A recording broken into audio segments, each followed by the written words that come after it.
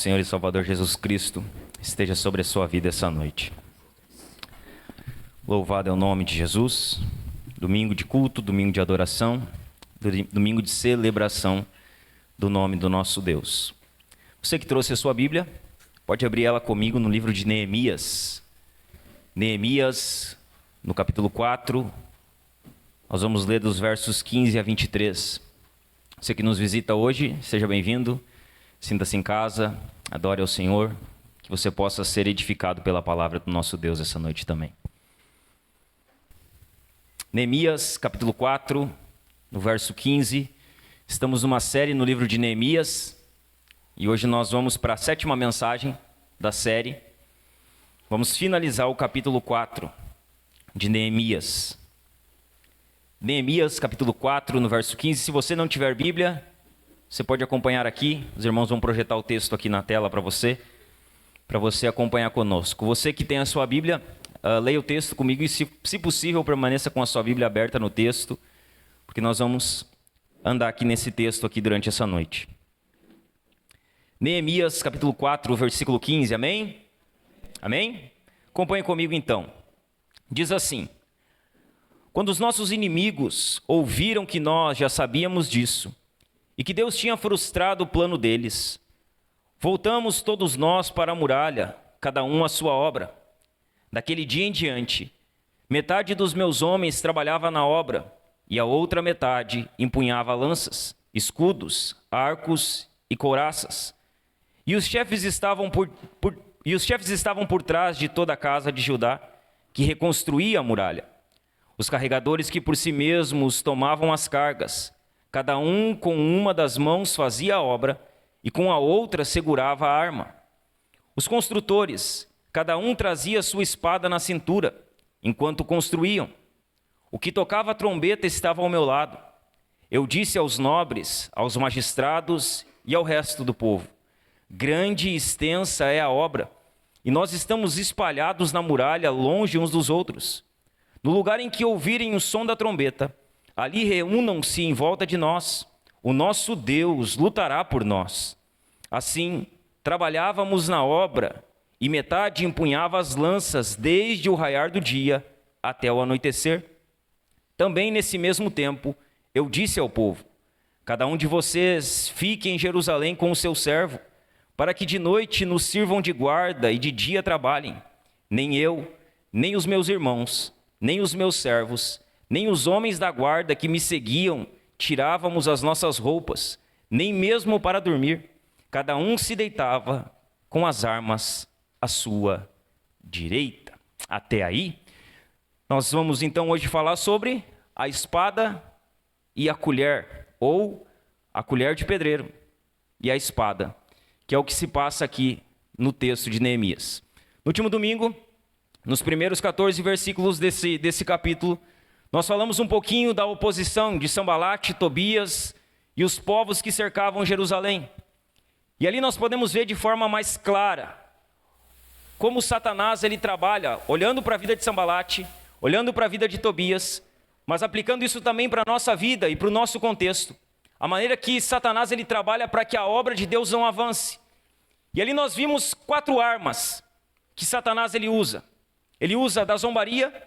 Quando o povo começa a reconstrução, Sanbalate ele começa a zombar do povo e de Neemias, dizendo: vocês são os fracos, vocês não terminarão essa obra. Quando a zombaria não dá certo, porque quando Neemias é zombado, ele ora a Deus e segue fazendo o que tinha para fazer. Sanbalate, Tobias e os povos que cercavam Jerusalém, eles aumentam a pressão. Eles tentam fazer com que eles parem a reconstrução. E Neemias ora de novo. Ele ora ao Senhor. Ele coloca vigias em volta do muro e ele continua fazendo o que precisava fazer. Satanás usa da zombaria, usa de conspirações ameaçadoras. A terceira arma que ele usa, que nós falamos no domingo passado, apenas recapitulando um pouquinho para que a gente entenda. A terceira arma que ele usa é o desânimo. Satanás ele trabalha de forma muito forte na área do desânimo. Então ele tenta colocar desânimo naqueles que estão trabalhando na reconstrução. E o que nós vimos? Que o desânimo é a arma principal de Satanás. Satanás está trabalhando incansavelmente para fazer com que você desanime de servir ao Senhor. e ele não descansará enquanto não lograr êxito. Eles tentam com desânimo, não conseguem, então Satanás começa a trabalhar com o medo. O desânimo não funciona, a quarta arma que ele usa é o medo. E o medo também não foi capaz de parar Neemias e os homens, porque Neemias era um líder por excelência, Neemias conhecia o Deus que ele servia, e Neemias ele tinha a capacidade de motivar aqueles que estavam à volta dele. O que nós vamos ver hoje é a sequência desse texto. É o que vai acontecer daqui em diante. O inimigo usou de zombaria, de conspirações, de desânimo, ele usou de medo e nada surtiu efeito. Nada logrou êxito. Neemias ele enfrentou tudo isso. De que maneira? Ele ora por 2 vezes. Ele enfrenta toda essa oposição orando por 2 vezes, vigiando e animando o povo.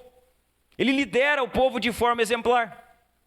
Quando nós olhamos para a oposição que Sanbalate e Tobias e os povos inimigos de Deus, eles lançam contra o povo de Deus na reconstrução dos muros, Neemias ele tinha 3 opções ali. Veja bem, diante daquela pressão e daquela oposição, Neemias ele tinha 3 opções. Ele poderia abandonar tudo, que é o que muitas pessoas fazem quando estão sob pressão. As pessoas, quando elas começam a sofrer oposição, quando elas começam a passar por pressão, o que elas fazem? Elas largam tudo de mão. Elas abandonam Deus, elas abandonam a obra, elas abandonam a igreja. Não foi o que Neemias fez. Ele tinha essa opção. Neemias ele tinha uma segunda opção. Que opção era essa? Neemias podia parar de trabalhar na construção e podia se dedicar a lutar. Então ele poderia deixar a obra parada e ele poderia querer fazer guerra contra Sanbalate, Tobias e os outros povos. Também não foi isso que ele fez. Neemias ele tinha uma terceira opção, e é essa opção que Neemias faz. O que ele faz? Ele continua a edificar os muros. Só que ele faz algo mais. Ele prepara um modo de defesa para os ataques dos inimigos. Ele não para a reconstrução, ele continua reconstruindo e arma um plano de defesa. Ele arma uma defesa com o povo de Israel, de Jerusalém. Veja bem, o que nós vamos ver a partir daqui? Até aqui a oposição foi forte. Até aqui Sanbalate e Tobias se levantaram. Até aqui eles trabalharam incansavelmente para que a obra parasse. O que nós vamos ver do versículo 15 em diante é que a partir daqui Deus frustra os planos de Sanbalate, Tobias e de todas aquelas pessoas. O que nós vamos ver hoje? A frustração dos planos do inimigo. Deus frustra Sanbalate, Deus frustra Tobias, Deus frustra todos aqueles que cercavam Jerusalém e planejavam o mal contra Jerusalém. 2 coisas vão ser claras aqui, do verso 15 ao verso 23. E aqui está a nossa mensagem. 2 coisas são claras nesse texto. E essas 2 coisas é que nós vamos ver. Nós vamos ver sobre construção e nós vamos ver sobre defesa. Essas 2 coisas, elas resumem os versículos de 15 a 23. Construção e defesa. Eles precisavam construir os muros, mas eles também precisavam defender aquilo que estavam construindo. Veja bem, eles tinham uma obra extensa para se fazer. Uma obra cansativa, e aquela obra precisava ser feita. Só que aquela obra precisava ser protegida, senão o trabalho deles ia pelo ralo rapidamente. Assim somos nós. Veja bem, nós precisamos construir. Nós precisamos edificar a nossa vida, a nossa família, a nossa fé, a nossa igreja. Nós precisamos edificar no meio da sociedade. Nós somos chamados para a construção. Deus chama o seu povo para edificar. Só que se nós apenas edificarmos, sem protegermos aquilo que estamos edificando, rapidamente isso se perde. Assim como Neemias precisava construir e defender, nós também precisamos. Precisamos edificar e proteger aquilo que estamos construindo. E veja bem, tão importante quanto edificar é proteger aquilo que se está edificando. Tão importante quanto construir é proteger aquilo que está sendo construído. O que Neemias vai fazer? Ele vai entregar 2 coisas nas mãos daqueles trabalhadores. Neemias ele tem um povo que não era um exército, mas que ele fez ser um exército. E o que Neemias faz a partir de agora? Ele chama eles e diz: vou dar 2 coisas para vocês. Numa mão, vocês peguem a espada. E na outra mão, vocês peguem a colher de pedreiro. Neemias entrega essas 2 coisas para eles. Na mão de cada reconstrutor ali, Neemias ele dá uma espada e uma colher de pedreiro. Uma colher de pedreiro para construção. Porque essa é a utilidade da colher de pedreiro. Para que serve uma colher de pedreiro? Para que algo seja construído. Ele entrega também uma espada. E para que serve uma espada? Para a proteção. Neemias entrega uma colher e uma espada para cada um. Construir e lutar constituem duas partes normais da nossa vida. Veja bem, nós somos chamados a construir, somos chamados a nos proteger, somos chamados a vigiar. Isso é normal para um cristão fiel. Pastor, o que um cristão fiel está fazendo? Edificando e protegendo. Ele está construindo algo, está protegendo aquilo que está construindo. O que Neemias ele tem para nos ensinar sobre construir? O que nós podemos aprender com Neemias sobre proteger o que estamos construindo? Muitas lições. Neemias tem algumas coisas importantes para nos ensinar aqui. E nós vamos ver basicamente duas. Nós vamos ver sobre a colher de pedreiro e nós vamos ver sobre a espada. O que Neemias pode nos ensinar em primeiro lugar a respeito da colher de pedreiro? O que uma colher de pedreiro, o que ele pode nos falar sobre a colher de pedreiro? O que o texto nos mostra sobre isso? O que o texto nos ensina sobre a colher de pedreiro? O que fica claro, alguém aqui trabalha com construção? Seu Getúlio? Alguém mais? Já trabalhou? Alguém já fez um bico, né? Pega lá, faz uma massinha, né? Precisa sentar uns tijolos, aí você pega uma colher de pedreiro. Quem está com uma colher de pedreiro na mão está construindo. Alguém que está com uma colher de pedreiro na mão, empunhada, é alguém que está construindo algo. Preste atenção, Deus nos chama para construir. Veja bem, Deus nos chama para construir. Você que está aqui sentado ouvindo a palavra do Senhor essa noite, Deus chamou você para construir algo. Seja na sua casa, seja no seu trabalho, seja na igreja, seja na sociedade, Deus nos chamou para construir. Deus nos chama para construir. Ele nos chamou para construir. Preste atenção, Deus não chama anjos para construir, Ele chama pessoas. O que Deus quer fazer na terra, Ele não fará por meio de anjos, Ele fará por meio de homens, Ele fará por meio de mulheres, Ele fará por meio de pessoas. Deus usa homens, Deus usa pessoas, Deus usa homens, usa mulheres, usa jovens. Deus nos chama para construir, Ele não chama anjos, Ele chama homens. Deus quer usar homens. Olha o que diz o verso 15. Quando os nossos inimigos ouviram que nós já sabíamos disso e que Deus tinha frustrado o plano deles, voltamos todos nós para a muralha, cada um a sua obra. Veja bem, quando os inimigos sabem que Deus estava com eles, quando Deus frustra os planos de Sambalate, Tobias e de todos os inimigos, a primeira coisa que eles fazem é voltar ao trabalho. Eles voltam para a reconstrução. Eles voltam a fazer aquilo que haviam sido chamados para fazer.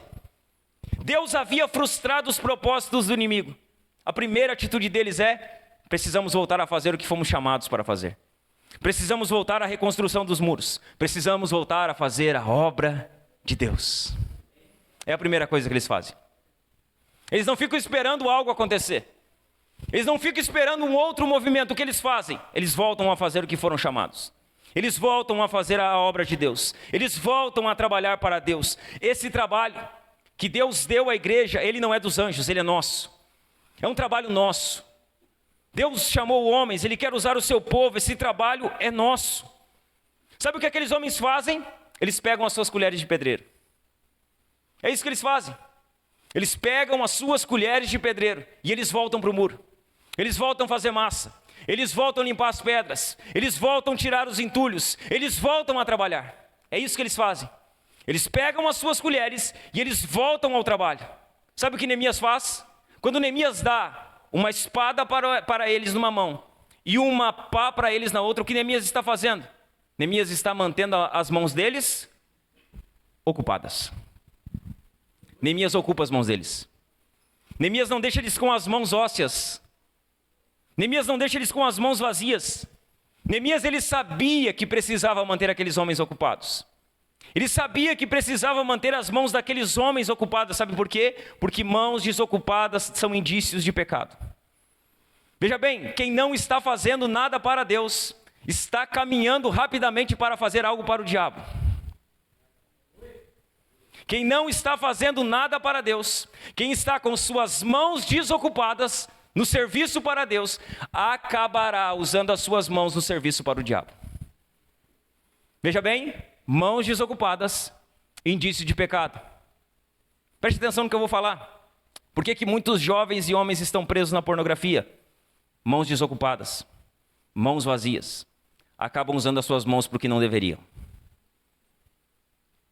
Mente vazia, oficina do diabo. Já dizia a sua vovó. Mãos desocupadas são indícios de pecado. Quando as nossas mãos estão ósseas, elas estão sendo usadas para alguma coisa que não glorifica a Deus.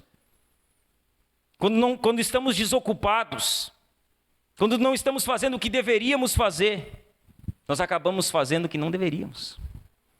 Veja bem, se as suas mãos estão vazias, procure ocupar elas de alguma maneira que glorifica a Deus. Se as suas mãos não estão sendo usadas no serviço para Deus, ache rapidamente uma ocupação para elas no serviço para Deus. Preste atenção, pessoas que estão com suas mãos ocupadas, elas têm menos tempo para pecar. Pessoas que estão com suas mãos ocupadas, elas encontram menos oportunidade para pecar. Por quê? Porque elas têm algo a fazer. Elas têm uma missão a cumprir. Elas têm algo com o que se ocupar. Se você estiver ocupado em ver a obra de Deus avançar, preste atenção, você que está aqui. Se você se ocupar em ver a obra de Deus avançar, se você ocupar as suas mãos fazendo a obra do Senhor, você terá muito menos tempo para pecar. Veja bem, se as suas mãos estiverem ocupadas no serviço para o Senhor, você terá menos tempo para pecar. Se a sua vida estiver ocupada com o avanço da obra de Deus, você terá menos tempo e oportunidade para pecar. Veja bem, nós fomos chamados, salvos com um propósito, servir, fazer a obra do nosso Deus, pregar o Evangelho, servir outras pessoas. E quando não estamos fazendo isso, estamos fora do propósito de Deus para as nossas vidas. Nós precisamos nos ocupar, porque pessoas ocupadas, elas acabam fazendo o que agrada ao Senhor. Pessoas desocupadas que não se preocupam com o avanço. Por isso que você tem que achar algo para fazer aqui nessa igreja, você que está aqui, você que é daqui. Você precisa achar um serviço aqui, irmão. Você precisa cuidar de criança na salinha, você precisa vir limpar essa igreja, você precisa nos ajudar no evangelismo, você precisa se dispor a cuidar da porta. Se você tem um dom para cantar, para tocar, você precisa colocar o seu dom à disposição, porque se você não se ocupar com as coisas do Senhor, você acabará se ocupando com outras coisas. Você acabará se ocupando com coisas que não edificam a sua vida. Você acabará se ocupando com coisas que não abençoam nem você, nem a sua família. Ocupe a sua vida e você não terá tanto tempo para pecar. Olha o que vai dizer o verso 21. Olhe comigo lá. O verso 21 vai dizer assim: assim trabalhávamos na obra. Assim trabalhávamos na obra. E metade empunhava as lanças, desde o raiar do dia até o anoitecer. Assim trabalhávamos na obra do Senhor. Quando? Quando o sol nascia, eles já estavam trabalhando. Nascia o sol, o que eles estavam fazendo? Ocupados com a obra do Senhor. E eles trabalhavam até quando? Até o sol se pôr. Quando o sol se punha, quando escurecia, então eles paravam de trabalhar. Ou seja, eles trabalhavam incansavelmente. Eles trabalhavam de dia e de noite. Aqueles homens estavam comprometidos com a reconstrução dos muros. Eles tinham um compromisso com a obra. Eles tinham um compromisso com a conclusão da obra. Eles queriam ver os muros terminados. Veja bem, eles estavam comprometidos com a obra do Senhor. E Deus tem compromisso com quem se compromete com as coisas dele. Ele tem compromisso com essas pessoas. Só que Deus não tem compromisso com o preguiçoso. Veja bem, Deus não tem compromisso nenhum com quem é preguiçoso. Ele não tem compromisso com essas pessoas. Deus, ele não se compromete com quem é preguiçoso. Ele nos chama para o serviço. E na obra de Deus não há lugar para preguiçoso. Na igreja de Jesus não há lugar para quem não quer fazer nada. Não, eu quero ir na igreja, mas não quero fazer nada. Então você não pode estar na igreja. Porque a igreja é lugar de pessoas que estão fazendo alguma coisa. Na igreja as pessoas têm que estar fazendo alguma coisa. Elas têm que estar servindo a Deus em alguma coisa. Deus nos chama para o serviço. E olha que coisa linda. Que tempo maravilhoso para servir. Que tempo maravilhoso, irmãos. Olha a oportunidade de servir que nós estamos tendo. Eu quero fazer a obra de Deus. Você pode escolher onde você quer fazer. Você vira assim para uma cidade aqui, dá volta, aponta o dedo, pega o seu carro e vai lá. Tem uma oportunidade para você servir lá. Tem uma oportunidade para você fazer a obra de Deus lá. Tem uma oportunidade de você ajudar pessoas. Nós estamos vivendo um tempo que, embora calamitoso para muita gente que está sofrendo, é um tempo maravilhoso para a igreja ser igreja. É um tempo maravilhoso para o crente ser crente. É um tempo maravilhoso para nós pregarmos o Evangelho. É um tempo maravilhoso para nós servirmos quem está sofrendo. Que oportunidade, irmãos! Nós temos uma oportunidade maravilhosa de servir. Eu já disse muitas vezes assim, nós precisamos ser igreja fora da igreja. Muitas pessoas dizem assim, né? Não, ser igreja dentro da igreja é fácil. A gente precisa ser igreja fora da igreja. Bora? Vamos lá? Agora é hora. Só que isso é poético demais, irmãos. Sabe? A gente ouve os pregadores da internet e diz, não, a gente precisa ser igreja fora da igreja. Você precisa sair das quatro paredes. Vocês não podem ser igreja apenas no templo, Só que quando a gente tem a oportunidade de sair das quatro paredes e servir, a maioria de nós sabe que isso custa caro. Isso custa o nosso tempo, isso custa o nosso conforto, isso custa o nosso descanso, irmãos. Na verdade, isso é muito poético, querer sair fora das quatro paredes. Só que quando a oportunidade aparece para nós, aí nós vemos se nós queremos sair mesmo. Ou nós vemos se nós só estamos repetindo o que o pregador da moda está falando. Nós estamos tendo uma oportunidade maravilhosa de sair das quatro paredes.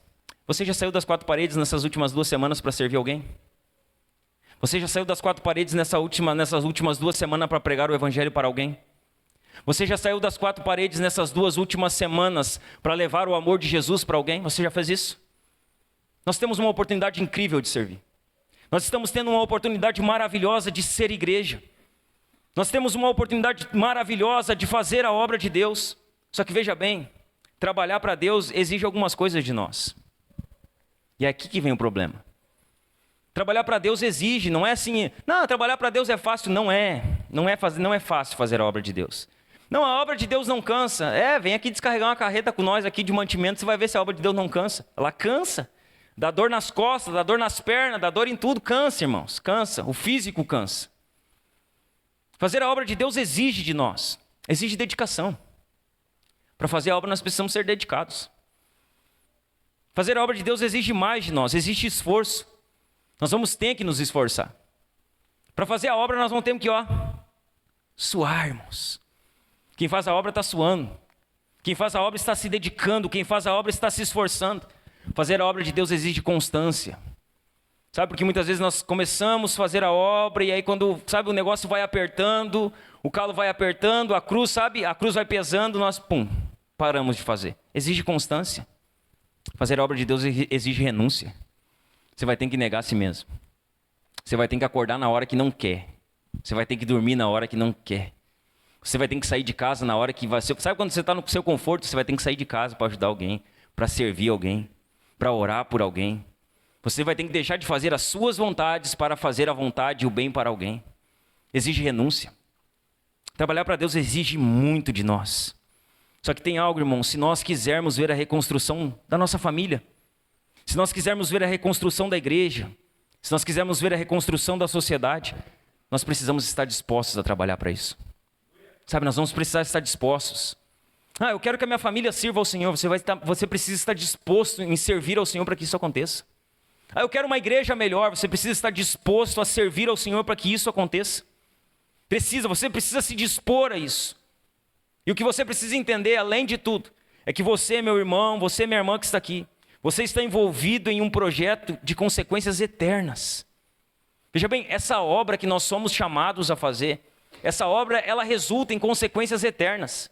Pessoas podem ser salvas eternamente, se você se dispor a pregar o Evangelho para elas. Pessoas podem ter as suas vidas, as suas casas, as suas famílias mudadas eternamente. Essa não é a obra de um homem, essa não é a obra de uma igreja, essa não é a obra de um pregador, essa é a obra de Deus. E a obra de Deus é uma obra que tem consequências eternas, que ela resulta ou em salvação eterna, ou em condenação eterna. Essa é uma obra importante, é uma obra que nós precisamos estar dispostos a fazer. O chamado de Deus, ele não é para a ociosidade. O chamado de Deus, ele não é para a tranquilidade. O chamado de Deus é para o trabalho. Deus nos chamou para trabalhar para Ele, para servir a Ele, para fazer a sua obra. Deixa eu fazer algumas perguntas para você aqui. De que forma você vai usar a sua colher de pedreiro? Se tem uma colher de pedreiro aí na sua mão, de que forma você vai usar isso? O que você vai construir? O que você está disposto a construir? Como você vai trabalhar para construir algo que dure na sua família? A partir de hoje aqui, a partir dessa mensagem. Você tem uma colher na sua mão para construir algo. O que você vai fazer com essa colher a partir de hoje para construir algo que dure na sua família? O que você vai fazer com essa colher para construir algo que dure aqui nessa igreja, você que congrega aqui? O que você vai fazer para construir, para edificar algo que dure aqui nessa igreja? O que você vai fazer para construir, para edificar algo que dure na sociedade? O que você vai fazer? Você tem uma colher na sua mão, o que você vai fazer? Deixa eu dar um conselho para você. Trabalhe enquanto é dia. Trabalhe enquanto é tempo. Veja bem, nós estamos tendo a oportunidade. Trabalhe enquanto é dia, meu irmão. Trabalhe. Sirva a Deus incansavelmente. Trabalhe enquanto você tiver força. Trabalhe enquanto você tiver ânimo. Trabalhe enquanto você tiver fôlego de vida. Trabalhe. Trabalhe. Você tem a oportunidade. Nós estamos tendo a oportunidade. Então trabalhe enquanto é dia. Trabalhe na medida das suas forças. Sabe por quê? Porque os preguiçosos, eles nunca se envolvem. Ou eles cedo desistem. Os preguiçosos, eles nunca se envolvem. Ou eles cedo desistem. E sabe qual a boa notícia para você que está aqui hoje, se você é um preguiçoso? Se você é daquele que nunca se envolve ou que cedo desiste, você tem a oportunidade de se arrepender desse pecado aqui hoje. Você pode se arrepender desse pecado aqui hoje? Pastor, eu fazia a obra de Deus, eu servia o Senhor, eu era envolvido com a obra, mas não quero mais saber disso. Se você se afastou do serviço ao Senhor, volte hoje. Se você serviu a Deus em constância, em intensidade, renunciando à sua vida, e se você parou por alguma situação da sua vida, alguma situação que aconteceu com você, volte a servir a Deus hoje. Volte ao serviço a Deus hoje. Volte a trabalhar para Deus hoje. Se você não tem se envolvido com a obra do Senhor, envolva-se. Envolva-se. Não, eu não gosto de me envolver porque dá problema. Vai dar problema, vai dar, sempre deu. Em toda a história sempre deu. Mas veja bem, sim, sem o seu envolvimento pode dar mais problema. Talvez a sua falta de envolvimento é o que está faltando para algo acontecer. É o que está faltando para algo andar com mais excelência. Envolva-se. Envolva-se com a obra. Envolva-se com o trabalho ao Senhor. Envolva-se com o que Deus está fazendo. Envolva-se com a pregação do Evangelho. Envolva-se com a ajuda aos necessitados. Envolva-se com a obra de Deus, meu irmão.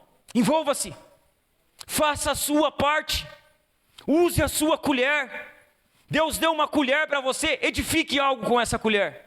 Envolva-se com a obra. Volte ao serviço ao Senhor. Trabalhe. Trabalhe incansavelmente para ver o reino de Deus avançando. Trabalhe. Neemias, ele dá em uma mão a colher de pedreiro. Na outra mão, Neemias sabe o que ele faz? Ele dá uma espada.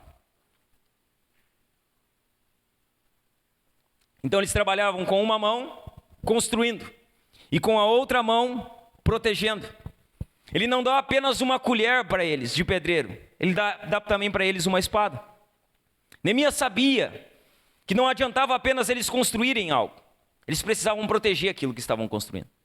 Eles precisavam guardar aquilo porque os inimigos não iam parar tão cedo de tentar neutralizar, destruir as muralhas, fazer com que a obra pare. Então Neemias, ele dá a eles uma colher e na outra mão Neemias, ele dá uma espada para que eles protejam. Ou seja, Neemias está trabalhando de olhos abertos, vigiando. Neemias estava trabalhando, organizando e ele estava com seus olhos abertos. Ele estava vigilante. Olha o que diz os versos 16, 17 e 18.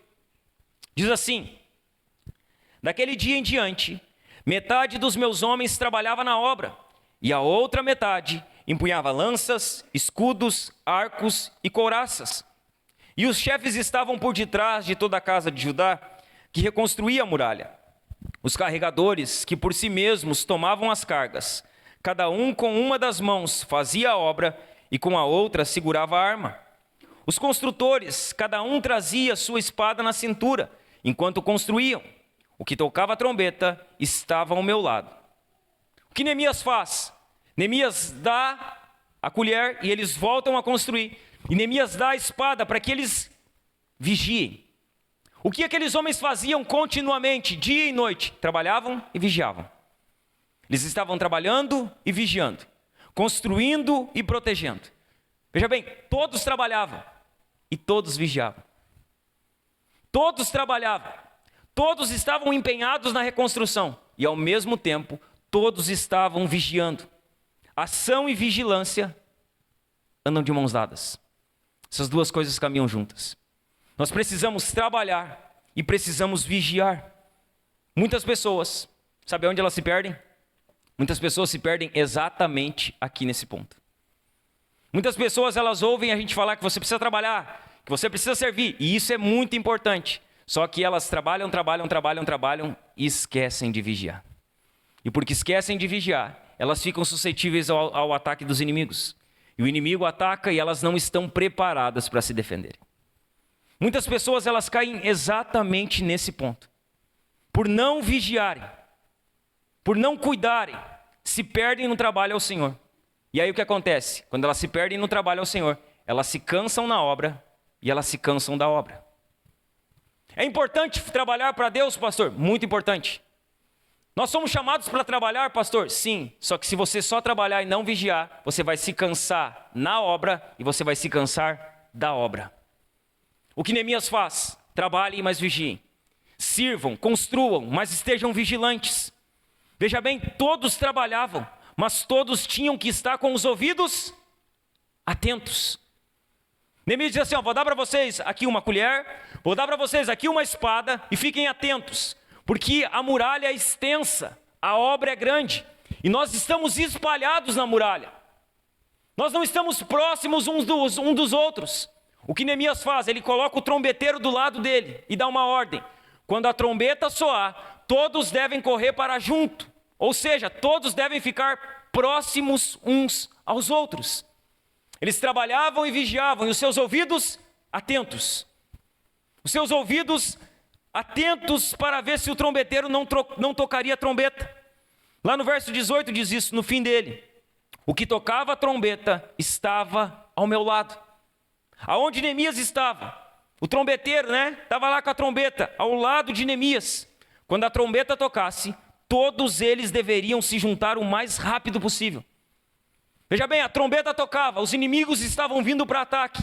A ordem é, tocou a trombeta, nós devemos nos unir para nos defender dos ataques dos inimigos. Eles deveriam se juntar o mais rápido possível. O verso 19 vai dizer assim: eu disse aos nobres, aos magistrados e ao resto do povo, grande e extensa é a obra, e nós estamos espalhados na muralha, longe uns dos outros.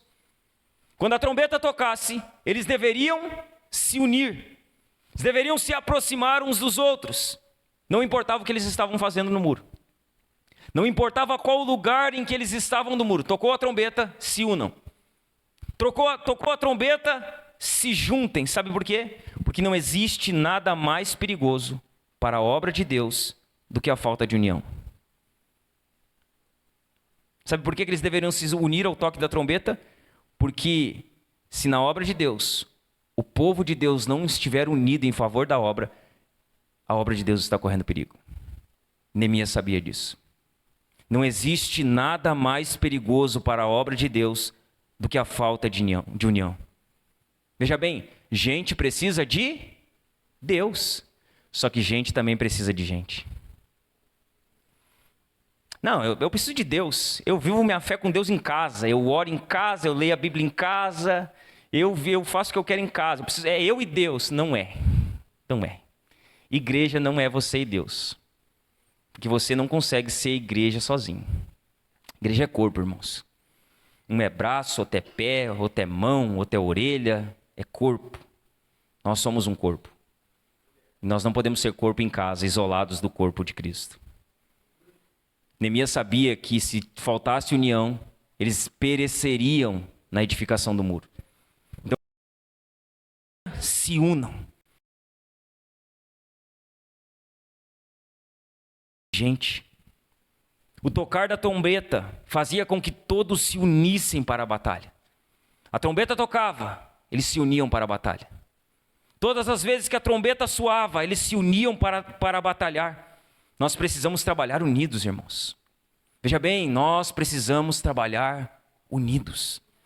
Nós, povo de Deus, nós, igreja de Jesus, nós precisamos trabalhar unidos.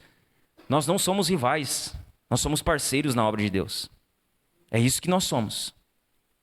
Nós não somos inimigos, Nós somos parceiros. Nós precisamos nos lembrar que nós somos membros do mesmo corpo. É isso que nós somos. Nós somos ovelhas do mesmo rebanho. É isso que nós somos. Nós somos ramos da mesma videira. É isso que nós somos. Nós precisamos trabalhar unidos. Unidos, irmãos. Nós somos um corpo. Nós fazemos parte de um rebanho. Nós estamos ligados à mesma videira. Veja bem, ciúmes, picuinhas, complexo de inferioridade. Essas coisas não são características do povo santo de Deus. Isso é sinal de carnalidade. Aonde há ciúmes, há carne. Aonde há complexo de inferioridade, há carne. Aonde há picuinha, há carne, irmãos. Essas não são características do povo de Deus. Veja bem, precisamos trabalhar unidos. Nós estamos engajados na mesma obra, na obra de Deus. Nós lutamos pela mesma causa. Que causa é essa, pastor? O avanço do Evangelho, a salvação de almas, a transformação de vidas. Veja bem, nós somos soldados do mesmo exército. Nós temos o mesmo general. Nosso general é Cristo, irmãos. Cristo é o nosso general. Nós fazemos parte do seu exército e nós devemos estar unidos. Nós devemos andar juntos, andar próximos. Neemias diz, olha, a trombeta vai tocar. Quando a trombeta tocar, nós vamos nos unir. Devemos nos aproximar uns dos outros. E aí olha o que Neemias vai dizer lá no verso 20. Ele vai dizer assim, no lugar em que ouvirem o som da trombeta, ali reúnam-se em volta de nós. Aí olha o que ele diz no final, o nosso Deus lutará por nós. Neemias sabia quem lutava por eles. Ele diz, nós vamos tocar a trombeta, nós vamos reunir o povo, nós vamos nos preparar, mas tenham na mente de vocês, tenham no entendimento de vocês, que ainda que nós nos preparamos para a batalha, quem nos defende é o nosso Deus. Neemias sabia disso. Ele sabia que Deus era quem defendia o seu povo. Por isso que lá no verso 14 ele diz, lembrem-se do Deus grande e temível. Lembrem-se de quem Deus é. O que ele está fazendo aqui de novo? Dizendo, olha, nós temos um Deus que luta por nós. Nós não estamos sós nessa batalha. Nós vamos nos preparar, nós vamos nos precaver, nós vamos nos armar, mas primeiramente precisamos confiar naquele que nos dá a vitória no meio da batalha. Neemias sabia quem defendia o seu povo. Ele sabia. Só que nem por isso, nem por saber quem defende o seu povo, ele negligencia a precaução. Ele diz, olha, Deus luta por nós. Deus é quem nos guarda. Só que ele diz assim, não, se eu confio em Deus, se eu tenho fé, eu não preciso me preparar para nada. Não preciso ter medo de nada. Posso fazer o que eu quero, vai dar tudo certo para mim. Neemias não pensava assim. Ele sabia que Deus defendia o seu povo, só que ele era prudente. No versículo 20 ele diz, o nosso Deus lutará por nós. Agora olha o que ele diz nos versos 22 e 23. Ele diz assim, também nesse mesmo tempo, eu disse ao povo, cada um de vocês fique em Jerusalém com seu servo, para que de noite nos sirvam de guarda e de dia trabalhem. No verso 23 ele diz assim, nem eu, nem os meus irmãos, nem os meus servos, nem os homens da guarda que me seguiam, tirávamos as nossas roupas, nem mesmo para dormir, cada um se deitava com as armas à sua direita. Ele diz, olha, Deus lutará por nós, só que nós devemos nos preparar também, vamos nos precaver, ninguém sai de Jerusalém. Os servos, fiquem com seus servos, para que durante o dia eles trabalhem, durante a noite eles montem guarda. Neemias confiava em Deus, você viu como é que ele dorme no verso 23? Ele dorme preparado para batalhar, ele dorme com a espada à sua direita. Ou seja, ele confiava em Deus, mas a confiança em Deus não fazia com que ele deixasse de se precaver. Veja bem, irmãos, preste atenção, fé não é presunção. Muitas vezes nós confundimos fé com presunção, e fé não é presunção.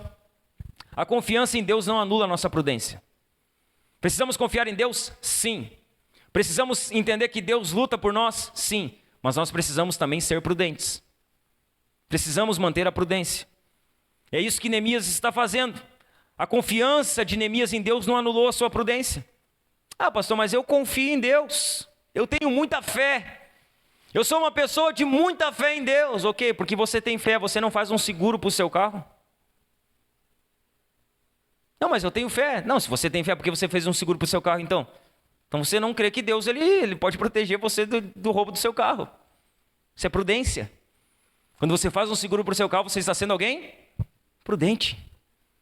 Não, mas é que eu confio muito em Deus, pastor. A minha fé é uma fé muito grande. Ok, você sai da sua casa sem chavear ela? Você não sai. Você chaveia a sua casa. Você passa o cadeado e bota alarme ainda. Bota grade na janela para ninguém pular a janela. O que é isso? É falta de fé? Não. Isso é precaução. Isso é prudência. Você é um incrédulo porque faz o seguro para o seu carro? Claro que não, você está sendo prudente. Você é um incrédulo porque você chaveia a sua casa ao sair de casa? Não, você é crente. Você só está sendo prudente para aquilo com que você tem. Não, eu tenho fé, eu vou aonde eu quero. Você vai em lugares onde tem pouca circulação de pessoas à noite com a sua família? Você não vai.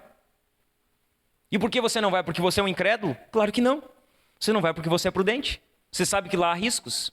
Você sabe que lá pode haver algum problema, você pode ser assaltado. Seu carro pode ser roubado, sua esposa, seu filho, ou você pode sofrer alguma coisa. Você faz essas coisas e você, nem por isso você é um incrédulo, você só está sendo prudente. É prudência. Então Neemias confiava em Deus. Ele sabia que Deus pelejava a batalha deles, mas nem por isso Neemias era um imprudente, que saía fazendo coisas da cabeça dele. Está cheio de gente fazendo um monte de coisa em nome da fé, né? Que não é fé. Na verdade isso não é fé, às vezes é meninice, às vezes é imprudência, às vezes é falta de entendimento em quem Deus é. E aí as coisas dão errado, aí diz, não, mas a culpa é de Deus. Não, a culpa não é de Deus, a culpa é sua que não foi prudente. Deus não tem culpa da sua imprudência. Ele não tem culpa da minha imprudência. Neemias, ele era alguém que confiava em Deus, mas ele era prudente. Ele confiava em Deus, mas estava continuamente em senso de combate. Veja bem, ele confiava em Deus e no verso 23 diz que nós não deitávamos, não tirávamos a nossa roupa para dormir, nós não tirávamos a nossa espada do nosso lado. Ou seja, ele confiava em Deus, mas ele sabia que estava numa guerra. Ele sabia que tinha inimigos à sua volta. Ele sabia que precisava estar pronto para se defender. Imagina os inimigos atacando Neemias e ele sem a espada do lado. Como ele se defende? Não se defende, morre. Você quer ver um caso de imprudência? É Saul. Davi tem 2 vezes a oportunidade de matar Saul. Ele está do lado de Saul, com a espada na mão, e Saul está dormindo, imprudente. Só que Davi é o nome de Deus, ele diz, não vou tocar aqui, esse aqui é o ungido do Senhor. Deus vai tratar com ele aqui nessa situação. Imprudência. Neemias sabia que se ele não tivesse com a sua espada, e o inimigo atacasse, ele morreria. Não só ele, todo o exército seria castigado por isso. Ele estava pronto para se defender. Veja bem, Neemias estava pronto para se defender dos ataques do inimigo. Meu irmão, como está a sua prudência? Minha irmã, como está? Minha irmã que está aqui, você é uma mulher prudente? Você é um homem que está aqui, você é um homem prudente? Como está a sua prudência, meu irmão? Neemias estava pronto para se defender. A espada dele estava aqui, do lado direito dele. Se o inimigo viesse, o acesso à espada era rápido. Neemias estava pronto para se defender. Você está pronto para defender a sua família dos ataques do inimigo? Você está pronto? Porque a sua família vai ser atacada pelo inimigo. Sua esposa, seus filhos, o seu casamento, eles sofrerão ataques contínuos de Satanás. Você está pronto para defender a sua família desses ataques? Você está preparado? A sua espada está ao seu lado? Você está armado para essa batalha? Ou você é alguém que está indo para a guerra sem uma ferramenta, sem uma arma? Você está pronto para defender a sua família dos ataques do inimigo? Você está pronto para se defender dos ataques do inimigo? Ele vai atacar você. Ele vai atacar você. Pode ter certeza, uma certeza que você pode ter: Satanás vai investir contra a sua vida. Ele vai investir contra a sua casa. Ele vai investir contra o seu casamento. Ele vai investir pesado contra a sua fé. Ele vai investir muito pesado. Você está preparado para se defender desses ataques dele? Você, pai que está aqui, você está preparado para defender os seus filhos das investidas do diabo? Você está preparado? Porque ele vai investir contra os seus filhos. Não, pastor, isso aí é muito espiritualizar. Ele vai, como falei domingo passado, ele vai investir, ele não vai vir como Satanás. Ele vai vir como uma professora que vai querer doutrinar o seu filho na escola. Ele vai vir como a educação que está hoje, que tenta ensinar coisas que elas vão totalmente contrário à palavra de Deus. Você está pronto? Porque essas são investidas de Satanás. Nós esperamos que Satanás vai investir vindo como o diabo. Não, ele investe com ideologias, ele investe com ensinos falsos. Ele investe com uma teologia distorcida. A questão é, você está preparado para defender os seus filhos desse ataque? Está pronto para isso? Está pronto para ensinar o seu filho, a sua filha? Está pronto para discipular eles? Está pronto para ensinar eles a andarem no caminho do Senhor? Você está preparado para isso? Para defender a sua família, para defender a sua casa? Você está preparado para defender o seu casamento? Está pronto? Você homem que está aqui, você está preparado para defender o seu casamento? Satanás vai investir pesado contra ele. O que Satanás quer? Ele quer que você abandone o seu casamento. Veja bem, todas as vezes que vier um pensamento de divórcio na sua cabeça, tenha certeza, o diabo está trabalhando nos seus pensamentos, porque essa não é a vontade de Deus para a sua vida. Não é o que Deus tem para você. Você está preparado para se defender, para defender o seu casamento desses ataques? Você está preparado? Você está preparado para defender a igreja de Jesus dos ataques do inimigo? Você está preparado para isso? Não, mas a igreja de Jesus, como Satanás ataca a igreja de Jesus? Infiltrando no seu meio falsos pastores, falsos mestres, falsos profetas. Você está preparado para desmascarar os falsos mestres? Sua espada está pronta para quando uma falsa teologia ser lançada em algum lugar onde você está com os seus ouvidos abertos, você está pronto para repreender esse falso profeta, essa falsa teologia, esse falso ensino? Você está preparado para isso? Neemias estava pronto. Neemias estava preparado para a batalha. Neemias sabia que se o inimigo viesse, o inimigo não lograria êxito com ele. O inimigo vai lograr êxito com você. Se ele atacar você, você derrota ele ou ele derrota você? Quem vence? Você está pronto para se defender? Nós estamos trabalhando, irmãos, para construir algo para a glória de Deus. O que nós queremos? Nós queremos usar a colher de pedreiro para quê? Para construir algo, não para a nossa glória, não para a glória de homens, não para a honra de homens, mas para a glória de Deus. É para isso que nós estamos trabalhando. Nós não queremos a fama de um pregador, a fama de um pastor, a fama de uma placa de igreja. Nós queremos a fama de Jesus, irmãos. É Jesus que nós queremos fazer famoso. Nós estamos trabalhando para que Jesus seja engrandecido, para que o nome de Deus seja glorificado. E tão importante quanto saber usar a colher de pedreiro, é também saber usar a espada para se defender. Nós precisamos querer construir algo, mas precisamos proteger aquilo que estamos construindo. Precisamos ser prudentes. Porque a falta de prudência tem feito muitos crentes caírem. Por que muitos crentes caem? Por imprudência. Por falta de prudência.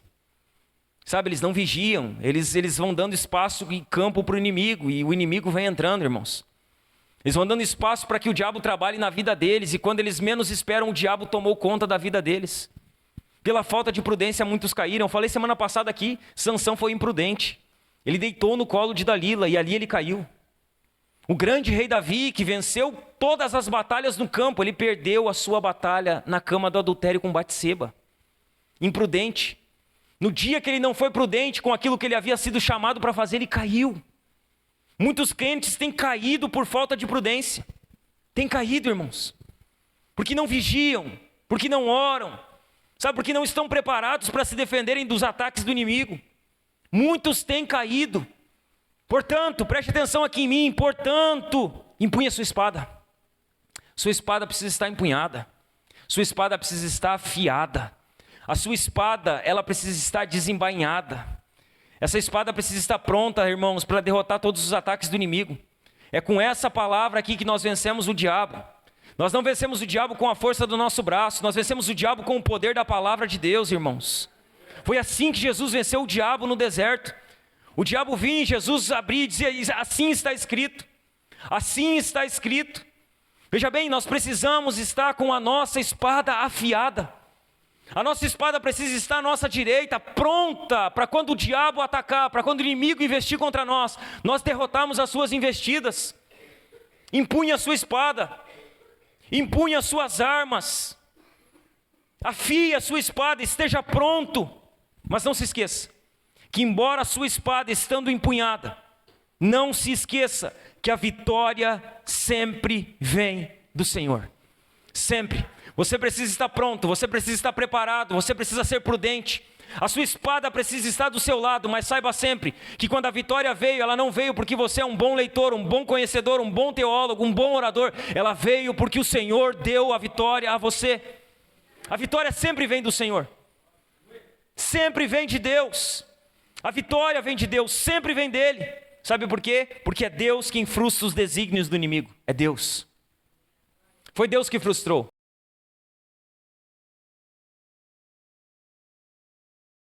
Isso, e que Deus tinha frustrado os planos dele. É Deus que frustra os planos inimigos sobre a minha vida. É Deus que frustra os planos inimigos sobre a sua vida. É Deus que frustra os planos do inimigo contra a obra dele. É Deus que frustra, não é o homem. É Deus que frustra. Deus, ele frustra os planos do maligno. É Deus quem luta pelo seu povo. E Neemias sabia disso. Neemias sabia que Deus pelejava por eles. Deixa eu falar algo para você. É Deus quem nos prepara para as batalhas. Ele nos prepara para as batalhas. É Deus quem derrota. É Deus quem frustra os planos do inimigo. Olhe para mim, olhe para mim, olhe para mim. Do Senhor é a guerra. A guerra é dele. A batalha é do Senhor. E o Senhor é o nosso defensor, irmãos. A batalha é dele, ele é o nosso defensor. A vitória sempre vem de Deus. E a glória sempre deve ser dada também a Deus. Sempre. Se você venceu em alguma área da sua vida, não se glorifique por isso. Glorifique a Deus. Foi Deus quem fez. Foi a graça de Deus na sua vida. Foi a misericórdia de Deus que foi derramada sobre você. Foi o favor de Deus que te alcançou. A vitória sempre vem de Deus. Neemias dá uma espada numa mão, dá uma colher em outra mão. Eles tinham que edificar e proteger. Assim somos nós. Nós precisamos edificar e proteger. Quando nós olhamos aqui para o final desse capítulo 4, para o que Neemias está fazendo. Neemias, ele tinha um chamado que era construir e proteger. Esse chamado de Neemias é o mesmo chamado que Deus deu para Adão no Éden. Adão foi chamado para cultivar e guardar. Em Gênesis 2,15, Deus ele dá uma missão para Adão. Adão, cultive e guarde a terra. Construa, Adão. Crie uma cultura, porque isso é cultivar. Crie uma cultura, cultive. Construa algo aqui, Adão. Só que proteja isso. Guarde isso que você está construindo. O mesmo chamado que Deus ele dá para Neemias e dá para a sua igreja é o chamado que Deus havia dado para Adão em Gênesis 2,15. O que nós podemos ver em Adão? Ele falhou no seu chamado. Adão ele falhou em proteger o jardim. Ele falhou quando a serpente veio e começou a falar com Eva. Adão deveria ter se posicionado e protegido a sua esposa. Porque Deus havia dado uma ordem para ele, cultive e guarde. Era a missão de Adão guardar o jardim. Era a missão de Adão proteger a sua esposa dos ataques da serpente. E algumas coisas devem chamar a atenção aqui. Deus ele pede para que Adão proteja. Então talvez Adão tivesse uma espada no jardim. Que como é que ele ia proteger algo sem uma arma? Há uma segunda questão aqui.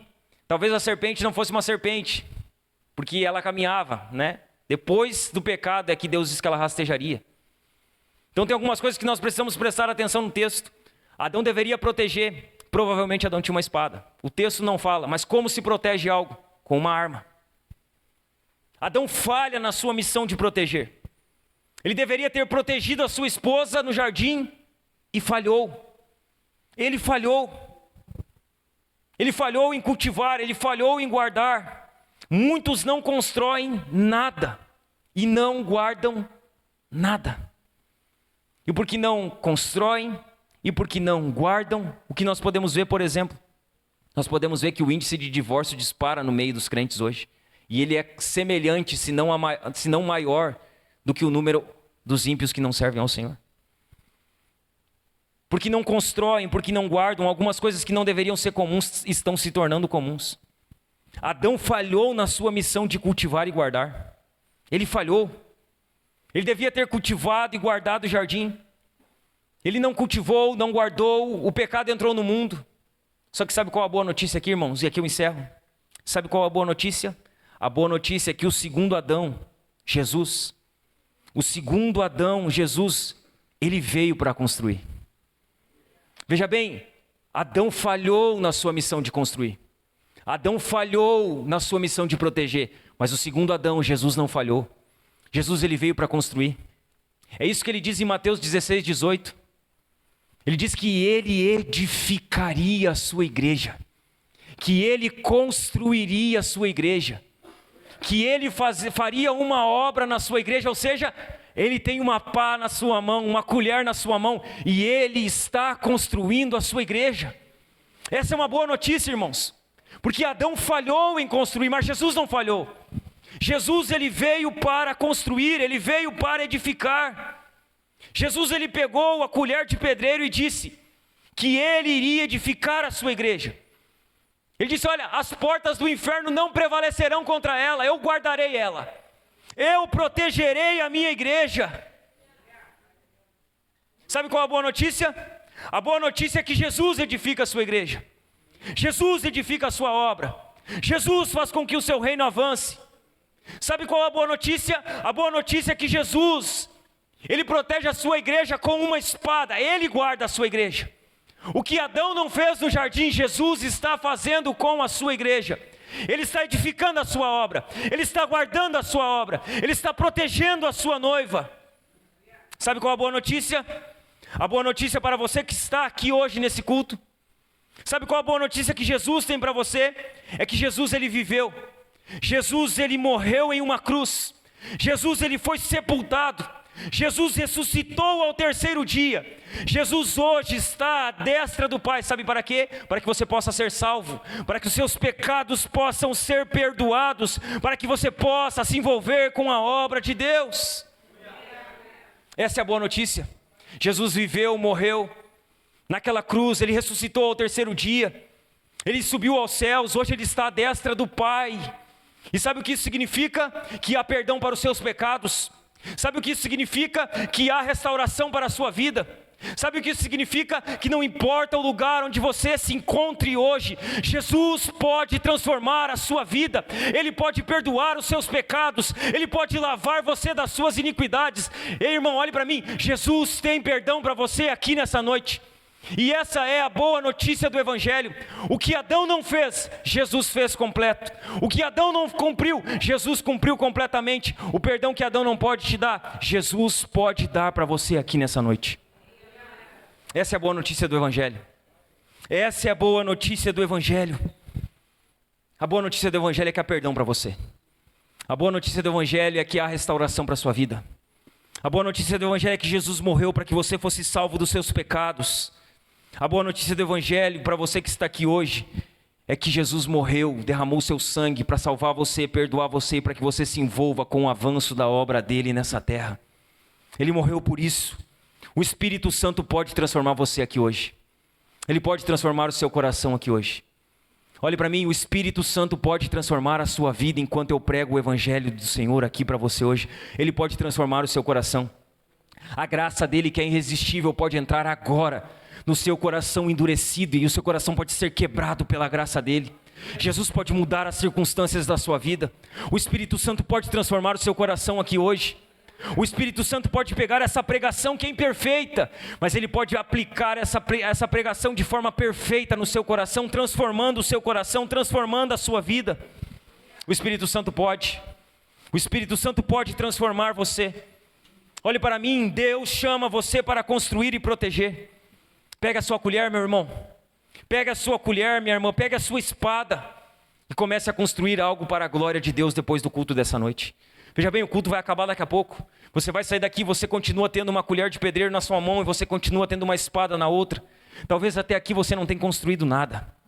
Talvez até aqui você não tenha edificado nada. Você tem que sair daqui essa noite, irmão, e dar uma resposta para isso que está sendo pregado. Você precisa construir algo.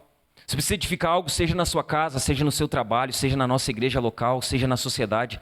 Você precisa pegar a sua pá, a sua colher de pedreiro e construir algo para a glória de Deus. Você precisa sair daqui e dar uma resposta para isso. Você precisa sair daqui e dar uma resposta. O culto vai acabar, só que a sua vida continua depois daqui.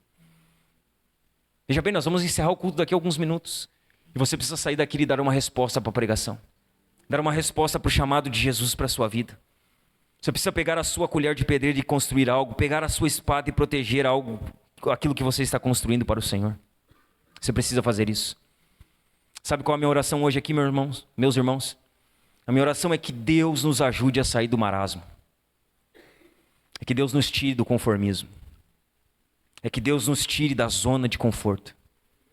Sabe qual é a minha oração? É que Deus arranque a preguiça da sua vida. Que Ele arranque todo o marasmo, toda a preguiça, todo o conformismo. Que Ele arranque você da zona de conforto. A minha oração é que Deus faça. Que Deus hoje desperte você. Para que você se envolva com o avanço da sua obra e do seu reino. Nos lugares onde você está. Se envolva. Responda ao Evangelho. Responda à pregação da palavra, meu irmão. O Espírito Santo pode fazer na sua vida. Ele pode transformar o seu coração aqui hoje. Você precisa apenas se render totalmente a Ele. E dizer, Senhor, eu quero. Eu estou muito tempo longe da obra, pastor. Volte. Eu já servi ao Senhor com excelência. Volte. O Senhor está nos chamando hoje, irmãos. Precisamos pegar a nossa colher. Precisamos pegar a nossa espada. Precisamos nos envolver com aquilo que Deus está fazendo. Deus está fazendo algo nos nossos dias. E nós precisamos nos envolver com aquilo que Deus está fazendo. Preste atenção. Sempre que Deus envia um avivamento na Bíblia, o que antecede um avivamento é catástrofe, é guerra, são situações difíceis. Eu acho que nós estamos num ambiente para isso. O que nós estamos vivendo hoje pode preceder um avivamento da parte de Deus no nosso estado. Deus pode fazer algo grande no nosso estado. Tudo aquilo que hoje parece caos, Deus pode reverter isso para a sua glória. E o que nós precisamos? Nós precisamos estar envolvidos com o que Deus está fazendo hoje. Deus está fazendo algo. Deus quer fazer algo por meio da sua igreja. Deus está nos chamando para se envolver com aquilo que Ele está fazendo. Que o Espírito Santo mova seu coração. Que o Espírito Santo transforme você hoje aqui. Que você ouça o chamado de Jesus para a sua vida. Se levante da sua cadeira e dê uma resposta para Ele durante essa semana, no seu trabalho, na sua casa, na sua família, nos lugares onde você está. Responda ao chamado de Jesus. Use as ferramentas que Deus tem te dado. Construa algo, irmão. Construa algo para a glória de Jesus, para a fama de Jesus. Construa e proteja. Amém? Amém, meus irmãos? Vamos nos colocar de pé.